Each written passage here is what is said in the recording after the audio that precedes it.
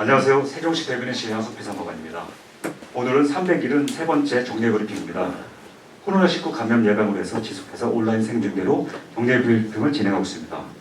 오늘 브리핑은 도시성장본부 소관과 건설교통국 소관의 2022년도 주요 업무 계획에 대한 브리핑과 질의응답선으로 진행하도록 하겠습니다. 지금부터 노동영 도시성장본부장의 브리핑이 있겠습니다.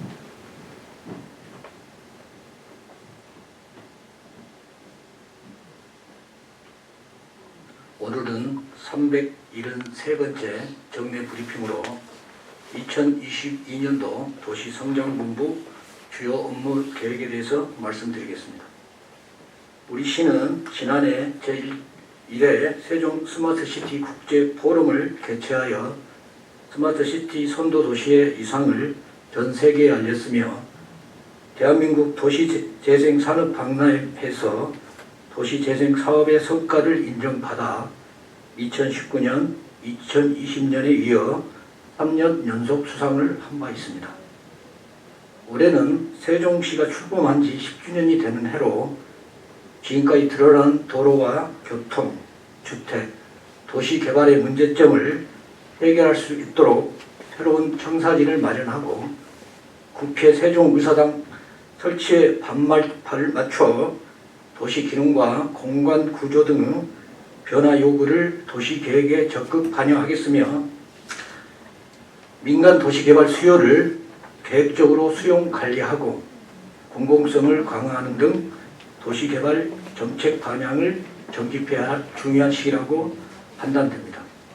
현재 세종시 출범 10년 도로와 교통, 주택 문제에 대해 시민의 눈높이에서 대안을 마련하겠습니다. 행정수도에 걸맞는 도시를 완성하기 위해 행복청, LH 등과 유관기관과 협업을 강화하겠습니다. LH가 시행하는 국채 세종의사당 건립지원 기능 공간구조 수립 용역과 연계하여 실행 전략을 마련하고 행복도시 개발 실시 계획에 반영토록 하겠습니다. 세종시 출범 10주년을 맞아 다양한 문제점에 대해 시민이 중심이 되어 시민의 눈높이에 맞춰 도시계획을 수정 보완하겠습니다. 2040 세종 도시기본계획 수립 시 국회 세종의사당 건립에 발맞춰 미래 발전 전략을 꼼꼼하게 준비하겠으며 상반기 중으로 시민의 의견을 수렴하여 최종안을 마련하고 도시계획 심의를 거쳐 연내 계획 수립을 완료하겠습니다. 특히 신도시의 도로, 교통 문제와 주택난 해소, 창업기능 활성화에 대해 시민의 의견을 널리 수렴하여 대안을 제시하겠습니다. 국회 세종의사당 설치에 발맞춰 세종 미디어 단지 조성을 적극 추진하겠습니다. 현재 신문과 방송통신사 등 17개 언론사가 세종시 진출을 위해 우리 시와 협약을 맺은 사항으로 세종 미디어 단지에 언론사들이 입주하게 되어 취재 편의를 제공하는 것은 물론 미디어 콘텐츠 산업의 육성의 계기로 삼겠습니다. 소상공인의 영업에 도움이 되도록 상가업종 규제를 완화하고 전면 공지 이용을 추가 확대하는 등 시민 불편사항을 선제적으로 적극 반영하겠습니다. 세종형 특화거리를 명소화하고 지역적 문화 특성을 반영한 간판 개선 사업을 지속 추진하겠으며 우리시 진입 관문 주요 10개소에 조형물을 설치하는 등의 경관 개선 마스터 플랜을 수립하고 사업의 시급성과 교통량 등을 고려하여 한개소를 점집 시범적으로 설계를 완료하고 점차적으로 확대해 나가겠습니다. 범죄 취약 지역의 도시 환경을 개선하여 안전한 생활 환경을 조성하고 현수막 게시대를 추가 설치할 계획이며 불법 유동 광고물은 상시 정비하여 깨끗한 도시 환경을 조성하겠습니다.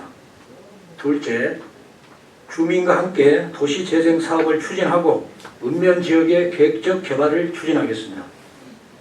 청춘 조천 프로젝트 시즌 1, 2를 마무리하고 주민 주도의 도시 재생 운동으로 확산시키겠습니다.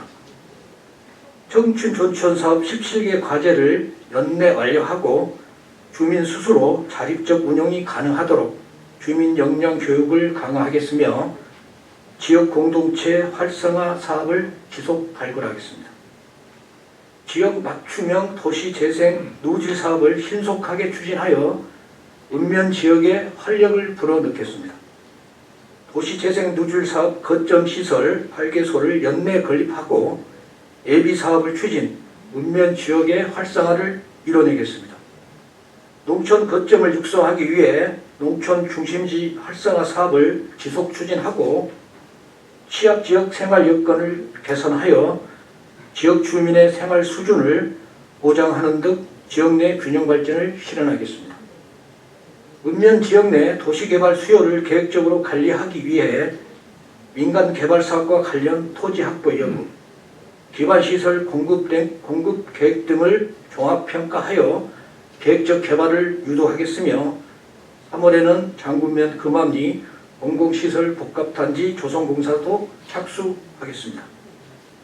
비도시 지역을 대상으로 강력한 난개발 방지 대책을 수립하고 기존 남부지역 성장관리 계획의 미흡한 점을 보완하는 등 계획적 개발을 유도하겠습니다.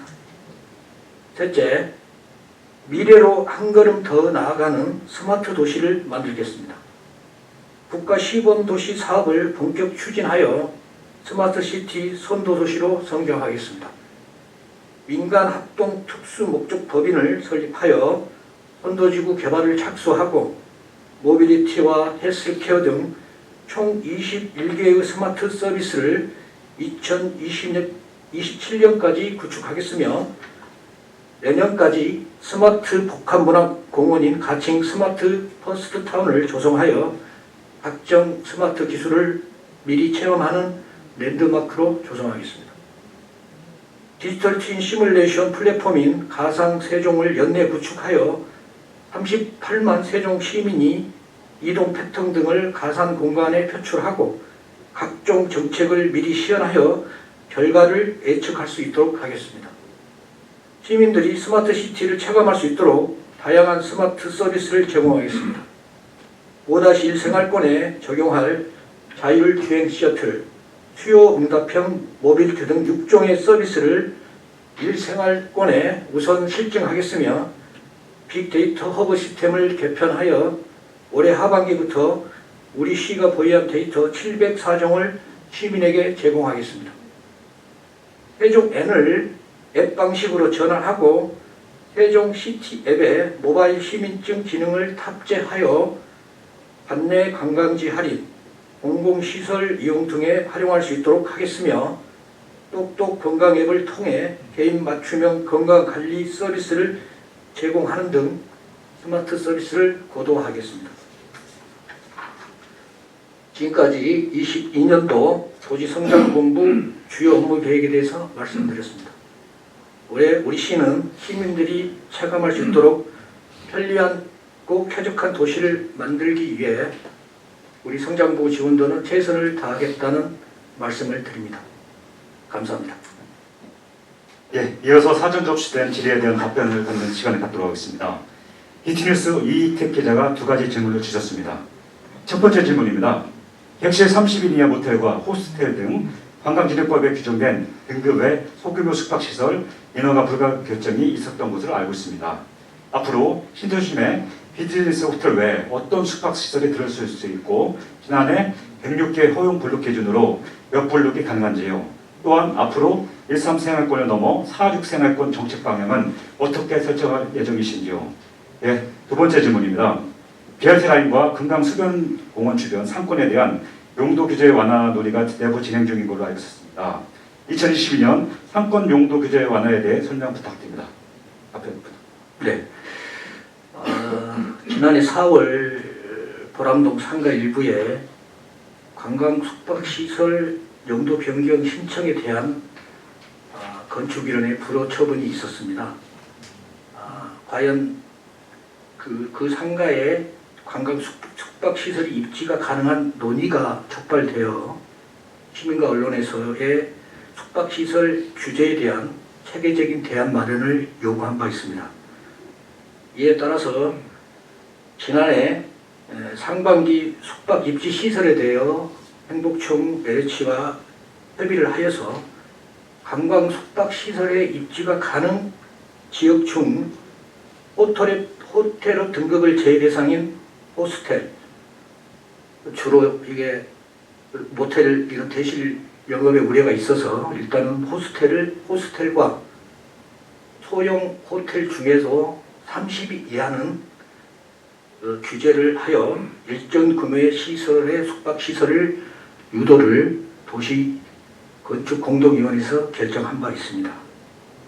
앞으로 세종시는 숙박 시설의 합리적인 입지를 위해 모텔이나 여관으로 일반 주민들이 편리하게 사용할 수 있는 일반 숙박 시설은 2-4생의 일학지구나 3-1생의 터미널 부지에 집적화시키고 시사가 가능한 생활 숙박 시설은 1-5 생활권의 특화지구인 C36과 C36 지역의 입지를 유도할 계획입니다.